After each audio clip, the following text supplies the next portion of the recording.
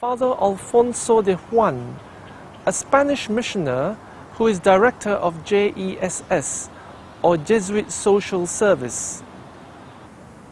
My work with Jesuit Social Services, or what we call in Thai language, Center for the Development of Quality of Life and Society, started after I finished my work with the refugees. I started this new work inside Thailand to do something which may benefit particular Thai people who are somehow marginalized or who are in difficulties because of the social conditions.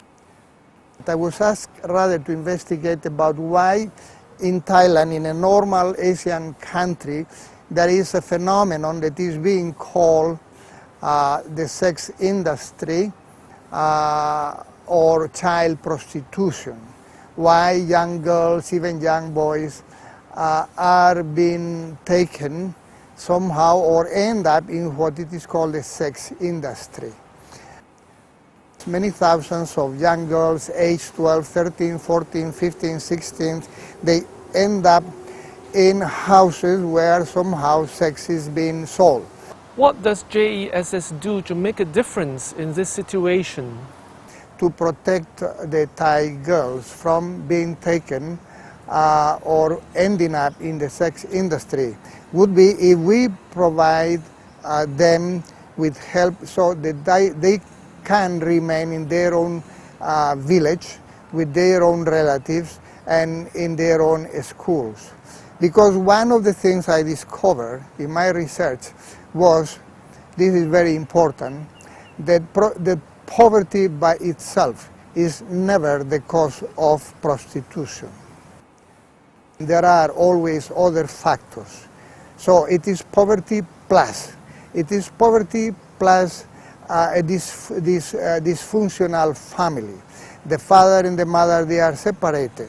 The family is in debt. The mother is a gambler. The father is an alcoholic. There is a foster father. Puts the girl, the 12, 13-year-old girl, into a state of extreme vulnerability. And it is here where somebody may appear in the village and offer a help to the girl to work in a local bar, to go to a restaurant, to go to a house and wash dishes and get some money and give the money to the family. Now it is in Thai culture that the woman feels that she has to contribute, she has to help her parents, and so she will take it, she will go. And then after that, the father, the mother, or the uncle, or the grandfather, whoever, they will try to pretend to not to know what happens to the girl. What happens to the girl, then it will be hidden most of the time. That then the girl from that bar goes to another bar, and then it ends up in a bordello or in a house of prostitution, or in a place where they sell the sex. From there, she will pass into other categories. So we started from the north, from Payao. Payao is the area famous in Thai history, in the history of prostitution. In modern times, Payao is the most famous province. I started from there. I started to help one 12-year-old girl, the only girl left in the village, the only one. So I took the girl. I give her employment in the city, in Chiang Mai. And then eventually after 3 years, she started to get training in dressmaking. From there, from 1 I went to 10, from 10 I went to 20, from 20 I went to 50. Then I discovered that in the contact with these girls, I came in contact with people with HIV. The father had died, the mother was dying.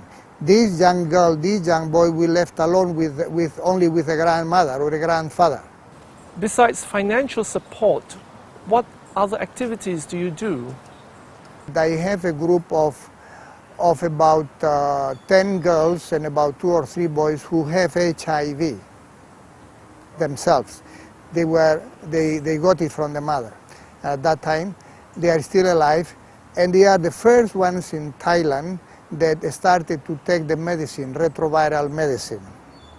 Therefore, they are still alive. They are the first in Thai society. And where are these children that you support? I concentrated on a village near the Cambodian border. Why? Because that area had the lowest educational level in Thailand. To convince the farmers and the poor people that their daughters could study. They did not have to sell them to prostitution. Because now Thai society cannot get the girls from the ordinary village, so the Thai society, the sex industry tried to get them from the border with Cambodia, the border with Burma, the mountains, the hill tribes. So they are also very, very vulnerable people. Father, how do you identify who to support? I have to take photos of these girls because I have to remember who is taking care of them and where they are, because we have to keep track of them immediately, know who they are, and when they contact us by phone or by letter or by email, we have to identify and know where they are and so on and so forth. It's very important in many cases. It's part of this constant relationship that we keep between us and the girl. This is fundamental. The personal contact is fundamental in Thailand, is fundamental for them. My promise to these girls is that I will help them once they start to receive help. No matter whether they are in the primary level or secondary level, I will help them to finish high school. After finishing high school, if I can help them to enter university, I will do. So, I started to experiment with this with about 20 of them, and it was very successful.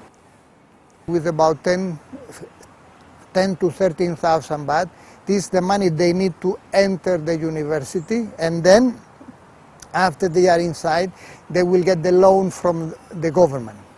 They can continue. When we started to do that, none of them left the university, none. None leave the university. All finish the university. No matter. I tell them, if one day you have nothing to eat, you go to the university. If the second day you have nothing to eat, you go to the university. And if the third day you have not eaten, you go to the university. On the fourth day, in the morning, you call me, and I will provide the food.